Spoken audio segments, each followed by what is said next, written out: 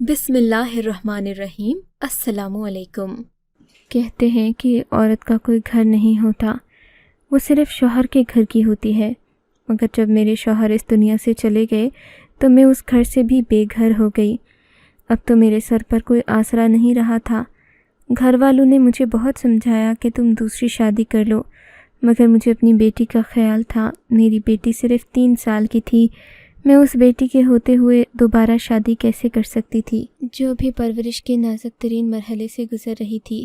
جب بھی میں نے اپنے ماں باپ سے کہہ دیا کہ میں شادی اس شخص سے کروں گی جو میری بیٹی کو قبول کرنے کے لیے تیار ہو، کیونکہ میں اسے اپنے سسرالیوں کے رحم و کرم پر نہیں چھوڑ سکتی۔ میرے خیال میں ایسا کوئی شخص تو تھا نہیں جو میری بیٹی کو سہارا دے سکے۔ جو بھی میں نے ماں باپ کو یہ شرط دے دی تھی، لیکن ماں باپ کے لیے بیٹی کی شادی سے بڑا پہاڑ کوئی نہیں ہوتا، اسی لیے انہوں نے جلد ہی ایک ایسا آدمی ڈھونڈ لیا جو میری بیٹی کو قبول کرنے اور اس کا خرچہ اٹھانے کو تیار تھا۔ اب تو انکار کرنے کی کوئی وجہ نہیں بنتی تھی۔ صغیر صاحب بہت امیر واقع ہوئے تھے، ان کے پاس تو اپنا گھر بھی تھا۔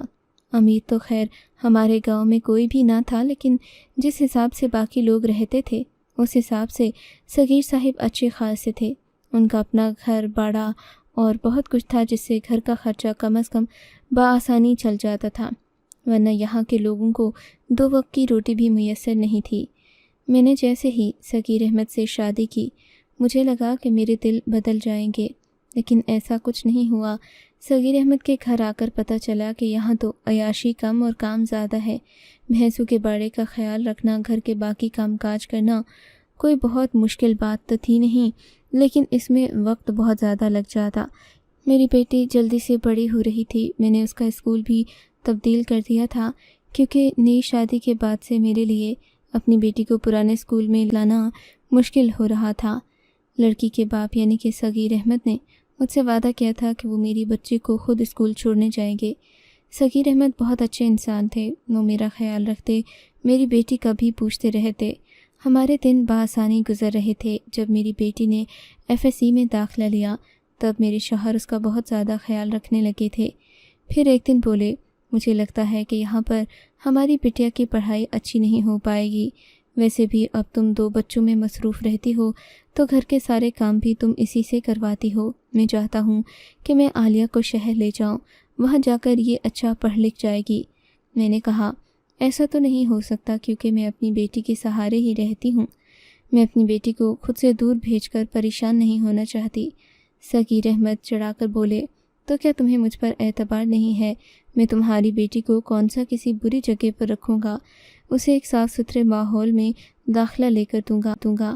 کیا تمہیں لگتا ہے کہ میں اپنی بیٹی کی ذمہ داری نہیں اٹھا سکتا؟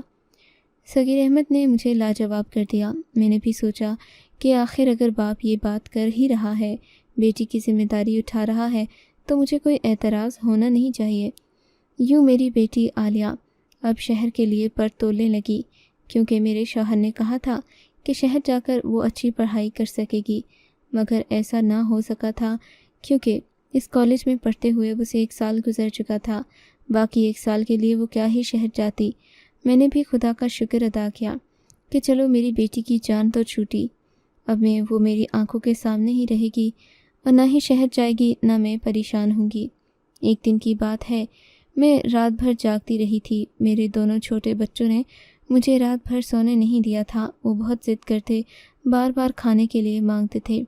جب ہی میں اکثر رات کو جاگتی رہتی تھی، مجھے دن کے وقت نیند آ گئی۔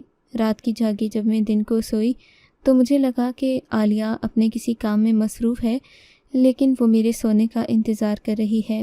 بار بار مجھ سے پوچھتی، اماں آپ کو نیند آ رہی ہے؟ میں اسے کہتی کہ ہاں نیند تو آ رہی ہے، بس سویا نہیں جا رہا۔ وہ دوبارہ پوچھتی، میں اسے ڈانٹ کر چپ کروا دیتی، مگر آخر کب تک ایسا کرتی؟ تھوڑی دیر کے بعد مجھے نیند آ گئی، مگر میری نیند تھی بہت کچی، اگر پتہ بھی ہلتا تو میری آنکھ کھل جاتی۔ مجھے سوئے ہوئے شاید آدھا گھنٹہ ہی گزرا ہوگا کہ مجھے اپنے کمرے میں آواز آنے لگی۔ ویسے تو جب میں سوتی تھی میری بیٹی عالیہ خاموشی سے بیٹھی رہتی، لیکن آج وہ بار بار نہ تو کپڑوں کی الماری کھولتی یا کبھی کوئی اور کام کرتی۔ میں جاگ جاتی تو پھر میری طرف عجیب سی نظروں سے دیکھنے لگتی، یعنی وہ باہر جانے کے لیے پر تول رہی تھی۔ میں اسے منع بھی نہیں کر سکی، نیند میری آنکھوں پر سوار تھی۔ پھر تھوڑی ہی دیر کے بعد اس نے کپڑے اور برقع وغیرہ نکالا اور سامنے کھڑی ہو گئی۔ سونے سے پہلے آخری منظر مجھے یہی یاد ہے کہ اس نے گاؤن پہنا تھا، اور پھر تھوڑی ہی دیر کے بعد جب وہ کمرے سے نکلی تو کنڈی لگنے کی آواز آئی تھی، مگر میں نیند میں اتنی بے سدھ تھی کہ میں اٹھ کر دیکھ نہیں سکی۔ پھر سو کر جب میری آنکھ کھلی تو شام کے 4 بج رہے تھے۔ میں نے گھر میں اٹھ کر دیکھا عالیہ کہیں نظر نہیں آ رہی تھی۔ عالیہ کی وجہ سے میں بہت پریشان تھی۔ لگتا تھا جیسے کوئی میرا دل اٹھا کر لے گیا ہے، کیونکہ میری بچی یتیم تھی اور اس کی حفاظت کرنا میرے لیے میری اولین ذمہ داری تھی۔ خیر تھوڑی ہی دیر کے بعد میں نے دیکھا گھر کے دروازے کے باہر عالیہ کھڑی ہے، وہ کسی سے باتیں کر رہی تھی۔ میں نے جلدی سے آواز سن کر دروازہ کھولا۔ سامنے وہ اور صغیر احمد کھڑے تھے۔ صغیر آپ دونوں کہاں گئے تھے؟ میں آپ دونوں کا انتظار کرتے کرتے اتنا پریشان ہو گئی تھی، کم از کم انسان بتا کر تو جاتا ہے۔ میں نے دیکھا عالیہ بہت خوش لگ رہی تھی، کافی پرجوش دکھائی دے رہے تھے۔ کیا ہوا ہے صغیر؟ مجھے تو بتائیں، عالیہ کہاں گئی تھی؟ کیا آپ اسے لے کر گئے تھے یا خود گئی تھی؟ مجھے تو عالیہ پر شک ہو رہا تھا کہ وہ خود کہیں گھر سے باہر نکلی ہوگی، اور ظاہر ہے میرے ہوتے ہوئے تو وہ اکیلی ہی تھی۔ صغیر تو اکثر ہی اپنے دفتر میں ہوا کرتے تھے۔ میں نے اپنی بیٹی سے لاکھ پوچھنے کی کوشش کی کہ تم کہاں جا رہی تھی، لیکن اس نے مجھے کوئی جواب نہیں دیا۔ بولی کہ اماں اب خامخواہ شک کرتی ہیں، میں تو اپنے ایک دوست کے گھر گئی تھی۔ میں خاموش ہو گئی تھی، کیونکہ میری بیٹی اتنی تو چھوٹی تھی نہیں کہ وہ مجھ سے ان باتوں پر جھوٹ بولتی۔ شاید کہ وہ واقعی اپنی سہیلی کے گھر ہی گئی ہوگی۔ یہ سوچ کر میں خاموش ہو گئی۔ اگلا دن بہت اہم تھا، خوشی کا تھا۔ صبح صبح عالیہ چلاتی ہوئی میرے پاس آئی اور بولی، اماں میرا رزلٹ آ گیا ہے، میرے نمبر بہت اچھے ہیں۔ میں آپ کو کیا بتاؤں اماں، میں اتنی خوش ہوں کہ اب مجھے اپنا مستقبل روشن نظر آ رہا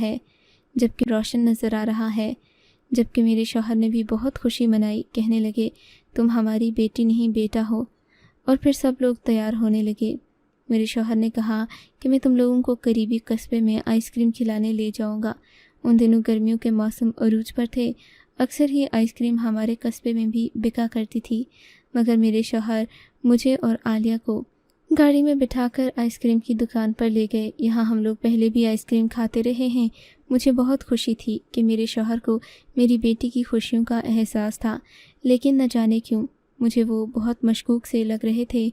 خیر جب ہم آئس کریم کی دکان پر پہنچے، میرے شوہر نے گاڑی میں آئس کریم آرڈر کرنے کے بجائے کہا، چلو ہم اتر کر ہوٹل میں بیٹھتے ہیں، ہو سکتا ہے کہ کوئی کھانا بھی اچھا لگ جائے تو وہ بھی کھا لیں گے، آج گھر میں کچھ نہیں پکائیں گے۔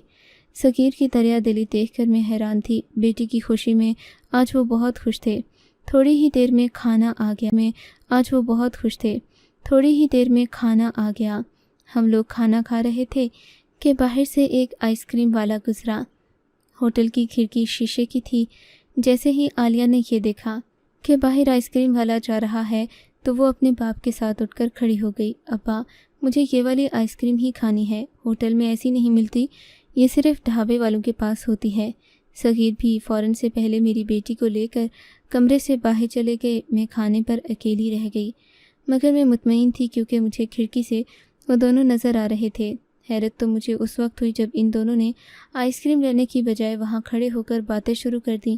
آئس کریم والا اسی طرح سائڈ پر کھڑا رہا۔ میں سمجھی کہ شاید آئس کریم کے بارے میں ہی بات ہو رہی ہے، مگر پھر صغیر کسی کو فون ملانے لگے۔ انہیں فون ملاتے ابھی 2 منٹ ہی گزرے تھے کہ سامنے آ کر ایک کالی گاڑی رکی۔ اب تو میرا دل زور زور سے دھڑکنے لگا تھا۔ یا اللہ یہ صغیر کیا کر رہے ہیں؟ صورت لگ رہا تھا، اور کسی امیر گھر کا بھی۔ میری بیٹی کے ہاتھ میں کچھ کاغذات تھے جو اس نے اس آدمی کو دے دیے، جبکہ میرے شوہر نے جیب سے چند روپے نکال کر اس آدمی کی مٹھی میں رکھ دیے۔ وہ آدمی بڑی خوشی سے ان دونوں سے باتیں کر رہا تھا۔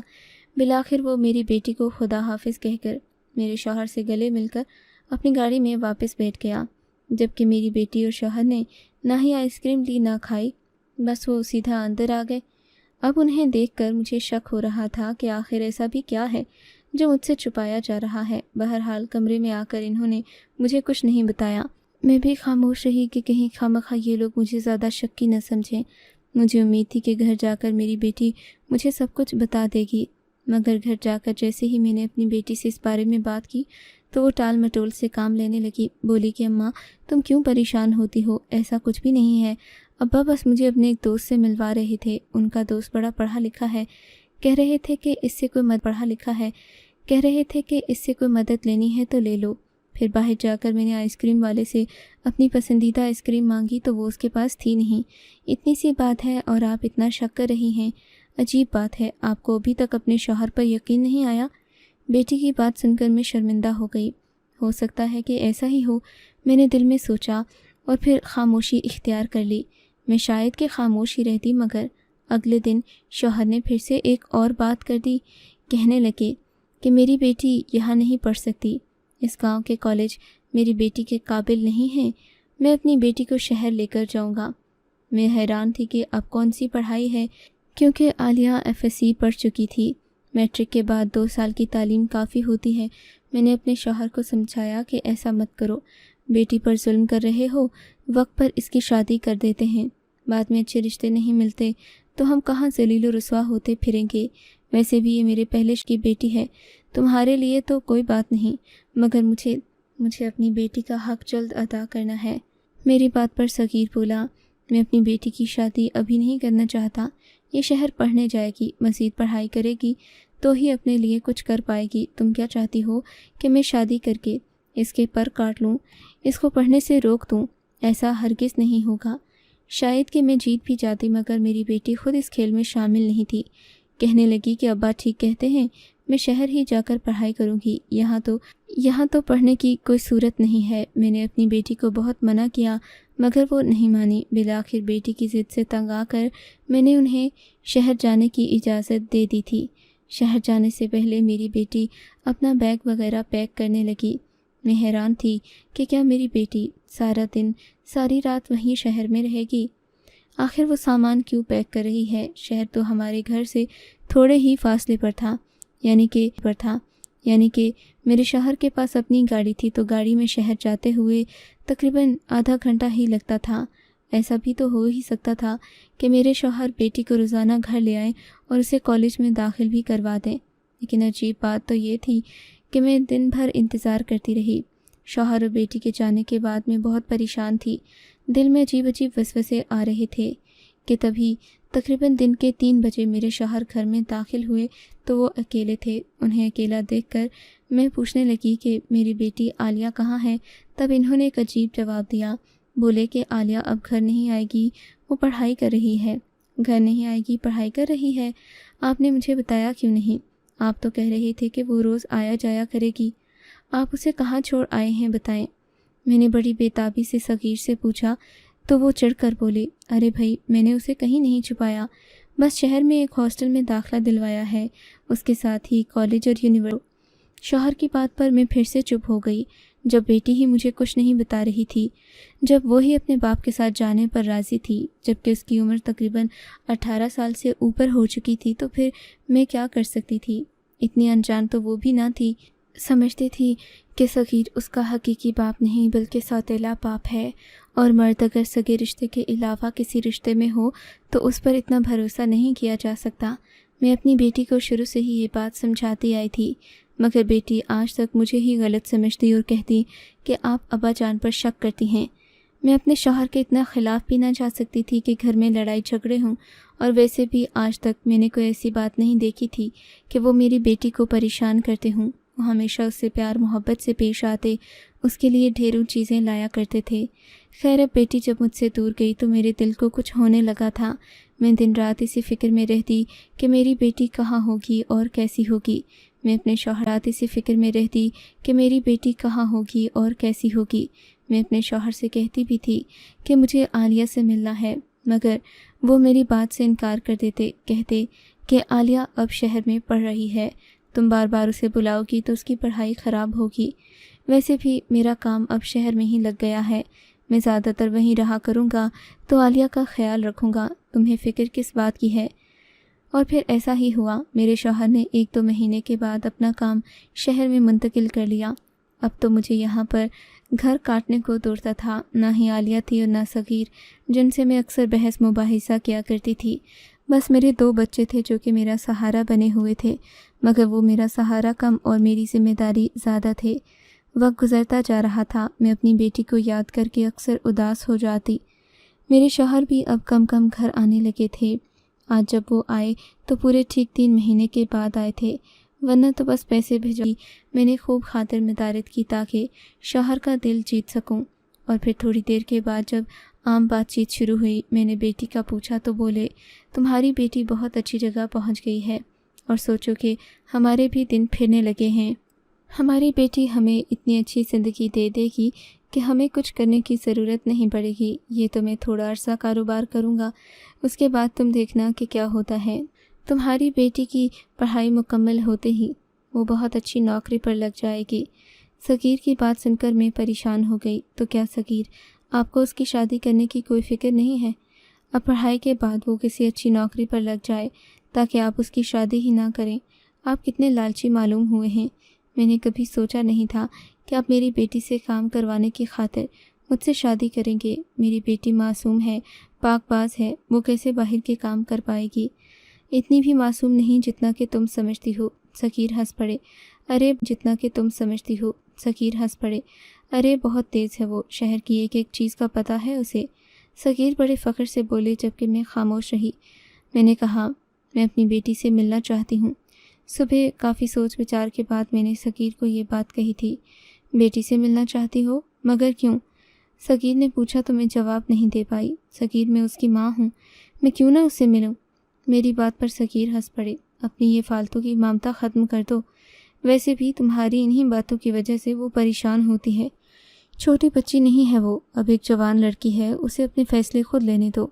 सगीर की बात सुनकर मेरा पारा और चढ़ गया। मैंने कहा, सगीर, जब मैं आपके बच्चों की हिफाजत करती हूँ, आपको चाहिए कि आप भी मेरा ख्याल रखें, वरना तो आप भी मेरा बदला हुआ रवैया देखेंगे। अच्छा ठीक है, मैं तुम्हें तुम्हारी बेटी के पास ले जाऊँगा, मगर एक शर्त पर। अगर वो किसी भी तरह की किसी मुश्किल में हुई तो तुम मुझे नहीं, बेटी को किसी भी किस्म की कुर्बानी देने के लिए राज़ी या फिर ब्लैकमेल करने की कोशिश करोगी। मैंने हामी भर ली। भला मैं ऐसा क्यों कर सकती थी? मगर फिर शौहर अगले ही दिन बदल गए। कहने लगे कि अभी बेटी पढ़ रही है, मैं तुम्हें उससे नहीं मिलवा सकता, फिर उसका घर आने को दिल चाहेगा। अब तो मुझे पक्का शक हो गया था कि मेरी बेटी के साथ कुछ बुरा हो रहा है, वरना तो सगीर ये न कहते कि उससे मिलना भी नहीं है। माँ और बेटी की मुलाकात बहुत ज़रूरी होती है। बहरहाल 6 महीने गुजर गए थे।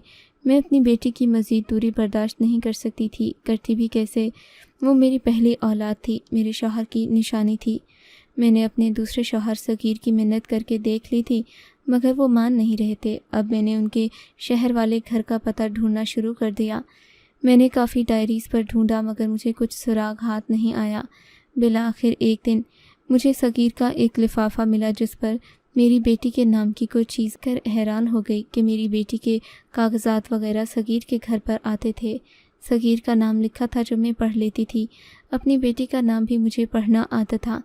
इन 2 बातों से मुझे इतना ही मालूम हो सका कि सगीर के घर में ही सानिया रहती है, मगर वो मुझे बता नहीं रहा। बस अब इस बात का भांडा फूटने वाला था। एक दिन मैंने सगीर के घर का पता नोट कर लिया और चाबियां लेकर खुद शहर की तरफ चल पड़ी।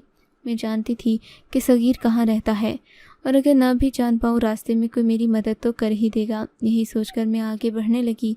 शहर जाकर मुझे काफ़ी दिक्कत हुई थी कि मैं सगीर का घर ढूंढ सकूं, मगर जैसे ही मैं सगीर के घर पहुंची तो वहाँ ताला लगा देखकर मैं हैरान हो गई। आखिर सगीर यहाँ भी नहीं रहता तो कहाँ रहता है? शायद कि वो घर आया ही ना हो और दिन को काम करने गया हो। ये सोचकर मैं उधर ही बैठ गई थी। बहुत अजीब लग रहा था अगरचे, लेकिन मैंने कोशिश की कि मैं सगीर का इंतज़ार यहीं बैठकर करूं। थोड़ी ही देर के बाद सगीर और आलिया गली में दाखिल होते नज़र आए तो मेरी नज़र उन पर पड़ते ही मैं खुश हो गई। दौड़कर बेटी को गले लगाया, मगर बेटी के कपड़े देखकर हैरान रह गई, क्योंकि इसने फौजियों जैसे कुछ कपड़े पहन रखे थे। मेरी बेटी की चाल ढाल ही बदल चुकी थी। वो मुझसे गले मिली और घर आकर बोली, अम्मा, आज मैं आपको सब कुछ बताऊंगी, मगर आपने मुझसे नाराज़ नहीं होना। फिर बेटी ने मुझे बताया कि वो मुझसे छुपकर फ़ौज का हिस्सा बनना चाहती थी, मगर चूंकि वो मेरी एक ही बेटी थी, इसलिए मैंने हमेशा उसकी ख्वाहिश को दबाया। وہ مجھ سے میٹرک کے بعد بھی یہ بات کہہ چکی تھی کہ وہ آرمی کا حصہ بننا چاہتی ہے، مگر میں نے ہی اسے روکے رکھا۔ اب جب کہ اس نے یہ بات صغیر کو بتائی تو انہوں نے اس کا پورا ساتھ دیا، اس کے کاغذات بھی مکمل کروائے اور پھر ٹریننگ کے لیے بھی بھیج دیا۔ شارٹ ٹریننگ کے بعد جب میری بیٹی گھر آئی تو اس کو دیکھ کر میں پہچان نہیں پا رہی تھی یہ میری ہی بیٹی تھی جو خاکی یونیفارم میں کسی اور ہی دنیا کی لگ رہی تھی۔ میں نے بیٹی کو ہمیشہ باہر کے کام کرنے سے منع کیا، سو اس نے مجھ سے چھپ کر ہی ایک عظیم مقصد کو چن لیا۔ آج مجھے اپنی بیٹی پر فخر ہے کہ میں نے اسے کسی چیز سے روکا نہیں، کم از کم پڑھائی کرنے میں اس کی مدد کی۔ اللہ سب ماؤں کو ایسی ہی توفیق دے۔ سب سے یہی کہوں گی کہ اپنے بچوں کا خیال رکھیں اور جو وہ چاہتے۔ آپ کو اگر یہ کہانی اچھی لگی ہے تو اس ویڈیو کو لائک کیجیے اور اس طرح کی مزید کہانیاں سننے کے لیے ہمارے چینل کو ضرور سبسکرائب کیجیے۔ کہانی سننے کا شکریہ۔ آپ سے ملاقات ہوگی اگلی ویڈیو میں، تب تک کے لیے اللہ حافظ۔